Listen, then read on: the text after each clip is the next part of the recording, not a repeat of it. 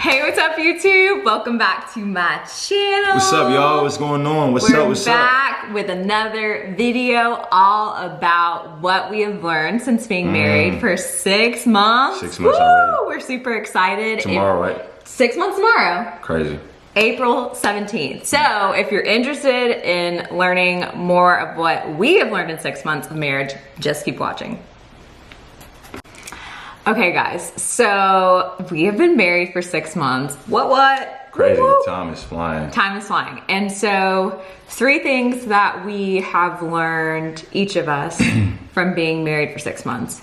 Want to put out a disclaimer, we are not experts. Again, we've only been married for 6 months, but we just we felt led to share what we've been learning so far, because I feel like it's important to not only share like the mountaintop moments, but also like the journey. So anyways, one really big thing for me that I have learned is that serving inside of my marriage is so important. Being a servant to Reggie as my husband. Servant. Not a servant, but like serving. Just make that clear. So yes, the act of serving is so important. And of course, like, I feel like you hear that a lot from other people, and they're like, yeah, you know, it's really important to serve your wife or serve your husband. But I feel like you get a whole new understanding of it once you're in it. Yeah. And what I mean by that is I'm naturally a person that likes to help others or be there for others and whatnot.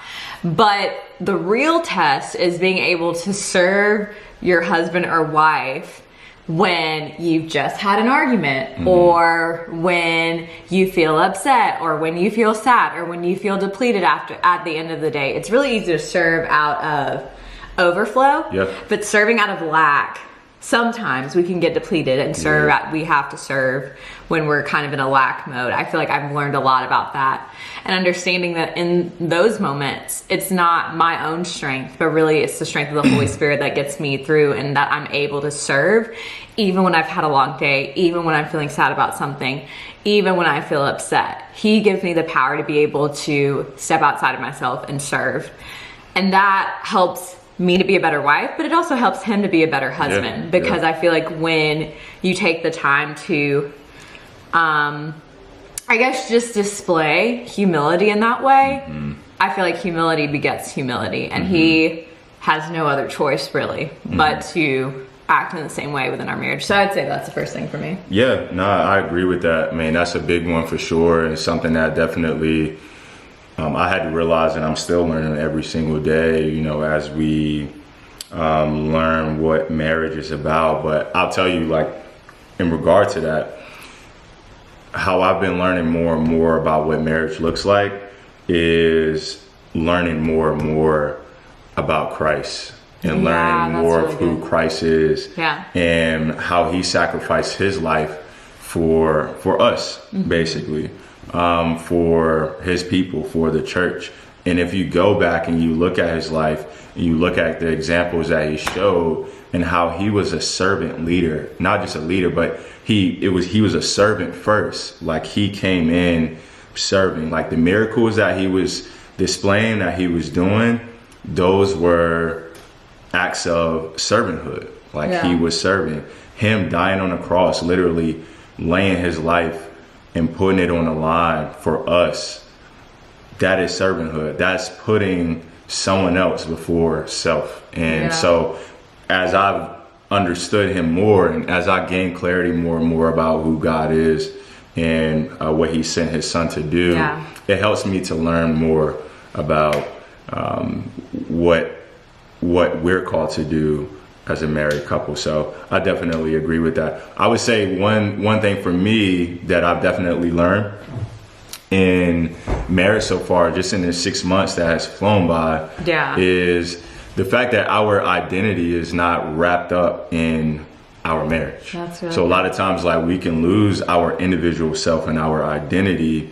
And I'm speaking for myself. Like, there has been times where I have used our marriage, or the fact that I married Jasmine and that we're married, as an accomplishment and as my identity, basically. Like, hey, like, putting it on a pedestal. Hey, I did this, I accomplished this. I'm married now. I'm committed to her.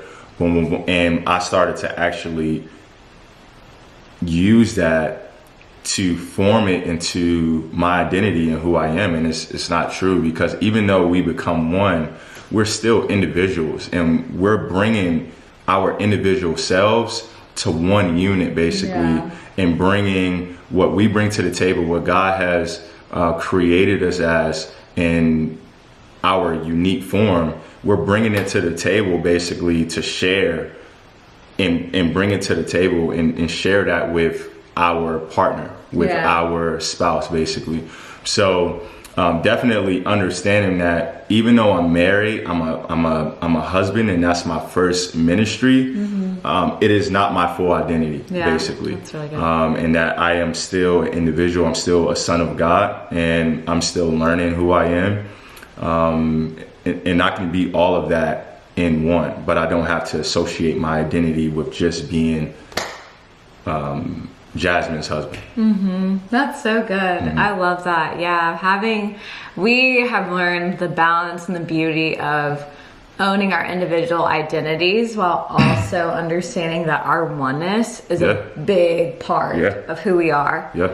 So, that was really good. I think my second one, let me get ready because this is kind of vulnerable. Oh man, what we talking about now? Don't be trying to air me out. No, it's not bad. Well, it's yes, and we just, anyways. For me, I think a big thing that I'm learning is like that sexual intimacy and learning your partner in that way is such a process. I don't know if it's the optimist in me, but I assume that by now we would be on point and pros. Look, all the time, every day. Like, look, all the time, every day. Y'all ask for transparency, and we being completely transparent. Yeah, like I thought that we were gonna be like boom, bang, we have a routine, we got it going on. I know all of the different moves and such. And that's not necessarily where I'm at right now. No, you're fine. What is this? What? I see a room, I don't like, you're taking pictures, I saw the books as like a library. Yeah, it's a library. Oh, so you can come in here anytime? Yeah.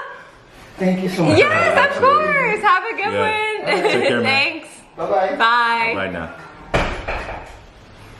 I don't know what to say. Okay.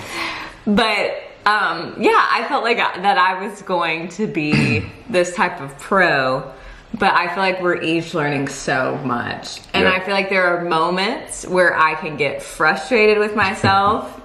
Like, full transparency. Yeah.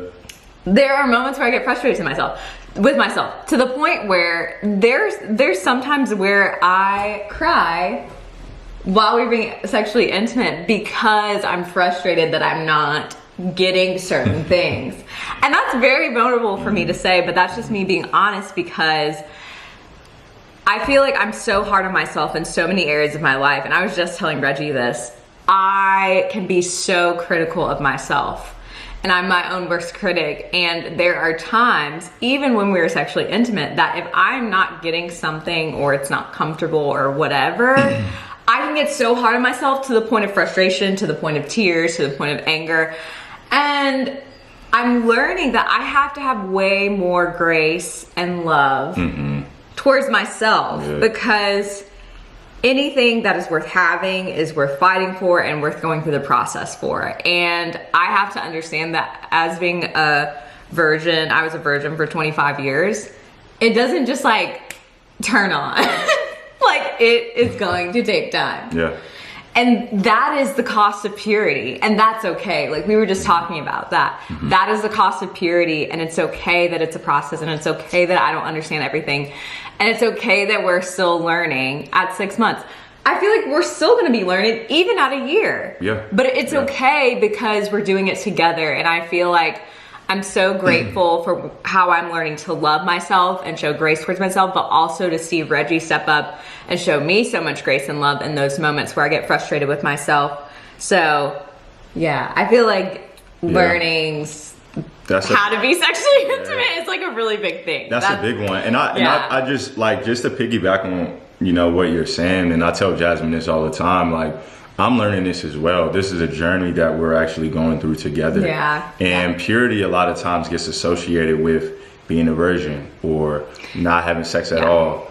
But the thing is, like, even one who has had sexual experience in my past, a lot of sexual experience in my past, like, I am having to relearn as I am understanding and as I am walking the path of purity. Yeah. Like, purity is not just, oh, like, I'm not having sex at all, you know, or I haven't had sex at all. Like, purity is understanding the clarity of why God made sex and walking in a pure way of what God created it to be, basically. Yeah. And so in that path, like, I had to relearn and have to really put away, like, my whole viewpoint of what sex was in the past and my sexual experiences in the past and my motivations that came along with it, what I desired, what I felt like I wanted, and how selfish, like, I'm realizing how selfish, like, all of that was and self-centered I was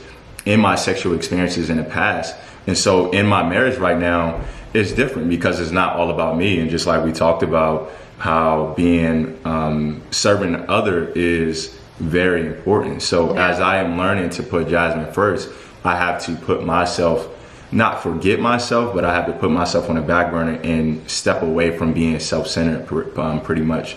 So I'm relearning this whole process as well. Yeah. Jasmine is, it's a you journey. know, so in those moments, you know, like, I have to remind her, like, hey, like, it's okay. Like, we both are going to get frustrated at times, you know, but at the same time, we're working through this together. Right. This is a journey. And I'm telling you, I would rather work through this, go through this process, learn with someone that I love, that I care about, doing it the right way, the way I'm supposed to, in a pure way. I would rather go through these challenges than go through all the other crazy challenges and scares and all of that stuff that I experienced with other sexual experiences in the past. Not doing it the right way. Yeah, for sure. Yeah. So, no, that's good. I would say the one more thing that I would say that a big thing that I learned in our marriage just in the first 6 months is really the importance of constantly just communicating. Like, we talk about this all the time, and it sounds so cliche, but communicating is so important, and it's actually taken to another level, like, when you become married, because now that we are one unit, now our finances, they're one, basically. So we bring our finances together. Now we're in one household, and every decision that we make, like, we make as a unit. So now our communication looks completely different than it did when we were engaged or when we were dating. It looks completely different because now, like, we're making a decision from one viewpoint, basically. Like, we're bringing our individual viewpoints, but we're making a decision at the end of the day as one unit. And so communication is taken to the next level when you become married, because now you're not just making a decision for yourself, like, you're making a decision for you both as a unit. Yeah, for sure. No, that's really good. Yeah, we've learned a lot about communication, and we've gotten so much better. Granted, not perfect, but progress, for sure. But we have been together. Well, we were together before we got married for 7 years. And even seeing the transition from dating and communicating to being engaged and communicating and to now being married and communicating, they're all so different. And I feel like it's been so good to be with someone who is willing to learn through that process and hear me out, and I'm willing to hear him out, and we're not perfect, and sometimes we don't hear each other out. But we've gotten a lot better about holding our tongue, holding our own opinion, and hearing the other person out so that we can make a cohesive decision together. And I feel like that has helped a ton in decision making, in moving forward. We don't feel like we're just spinning our wheels with certain things because we get down to it, we communicate, and then we move on. And I feel like that's super important. Are there any other Nah, I mean, what would you, I guess my question for you would be, what would be a piece of advice that you would give to people who are thinking about marriage, or whether they're married already or who are not yet married? Yeah, I would say based on what you learned. Yeah, I would say a really big piece of advice is to let go of your spoken and unspoken expectations. And what I mean by that is I feel like we all have things in our mind of what we think that our marriage should look like, or things that we've written down, or things that we've dreamed of that our marriage should look like. And I think it's so important to lay those down, but also things that we've told our significant other, like, hey, I want this in a husband, or I want our marriage to look like this, or whatever. And there's nothing wrong with setting expectations. Right. But I guess, like, like differentiate what type of, because it's good to set expectations. Right. But what type of expectations are you talking about? What I'm saying is, have expectations, but let go of the details and logistics around those expectations. Meaning, like, that's great that you want a white house with a red fence and a golden doodle dog and 4 kids, and that's great. And you want to have expectations and goals for what your life with your spouse looks like. However, all of the details are not going to be perfectly aligned, and they're not going to look like what you thought they would look like. And you need to be okay with that. That's because the way that God works, I feel like he is so strategic, and half the time our plan is crappier than his. Like, let's just be honest. So I feel like, absolutely, I just feel like it's important to kind of have a hands wide open approach. And what I mean by letting go of spoken and unspoken expectations, meaning the unspoken ones that you don't talk to your spouse about are the ones that can be deadly. Meaning, oh, I thought you were gonna clean. Oh, I thought you were gonna cook. Oh, I thought you were, and you never spoke it to your husband or wife, future husband or wife. That can get really tricky. And I feel like it can bring a lot of pressure to yourself, to your significant other, but also drive a wedge between you guys, because like we said, communication is so important. And so don't ever let those unspoken expectations linger. Just say them out loud, and then you guys can work through the details of what that looks like. But also, like I said, hold them loosely and allow God to move and to flow in the details of your expectations. That's good. Yeah, that's so true. And I mean, when you share that, like, I just think about how a lot of times, like, we expect things to be perfect. Yeah. Or we have this idea, like, coming into marriage, that it should, like, we should have everything together. Like, we feel like we have to have all of our finances together. We feel like we have to have already own a home and have everything, all these things together, you know, so we can actually be prepared to be married. And that's not the case. Like, it's okay to want to prepare, but at the same time, a lot of times, like, we can actually miss out on our blessings and opportunities because of how much we get caught up in, this is the idea of what marriage should be and should look like, pretty much. So I think that's really true. One piece of advice that I would give is, shout out to my single people. This is a conversation that I've been having, like, multiple times lately, and I think about single people all the time who are looking for a spouse, or who are leading up at some point in time will be in a serious relationship or in marriage. If I could go back and I could rewind a time, like, one thing that I would focus on more is focusing on my healing and my development as an individual while I was single. And I would focus more on the process instead of being caught up in, hey, I need someone's attention. I need someone's affection. I need to be in a relationship with someone. Because there's so many things, just being transparent, there's so many things that I brought into our relationship and our marriage that I didn't have to bring in. Like, and there's so much damage that was done, and I'm not regretful, but there's so much damage and things that were done that were preventable.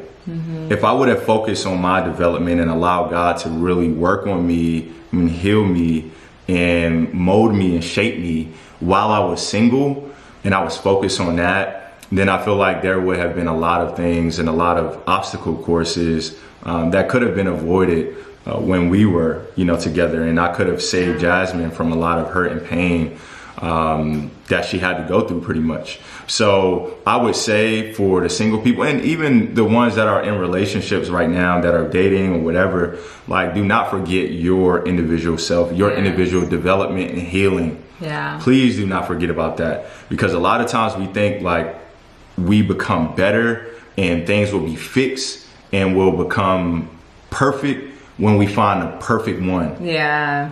And that is not true at all.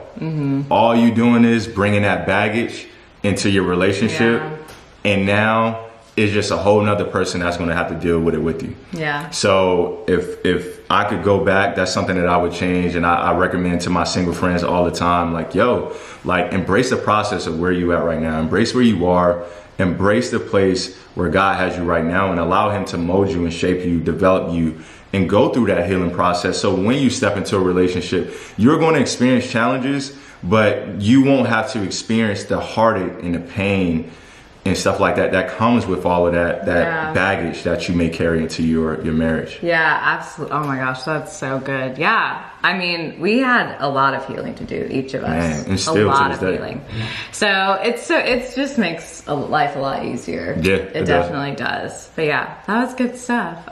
We're so blessed and thankful that we're able to use this platform to help you guys. Let us know in the comments down below what other types of videos you want to see, because your girl is trying to brainstorm ahead of time. And of course, any other videos that you want to see from us together or me individually, put them in the comments down below. But we are so Jazz is coming up on 500 subscribers. Woo! Make sure you subscribe if you haven't already. Please subscribe. Share it with your share. friends. Subscribe. I promise I'm a really fun channel. Look, because when she hit 500, we want to celebrate. I'm gonna take her out to a nice dinner. So that's up to y'all. Okay, y'all, I want a nice She dinner. gonna hit it, subscribe. but y'all help her get to it. Yes, thank you guys for subscribing in advance, liking, sharing, whatever. I appreciate all of you. Thank you guys so much for watching. We love you so much, and I cannot wait to see you in my next video. Mwah! Bye, guys.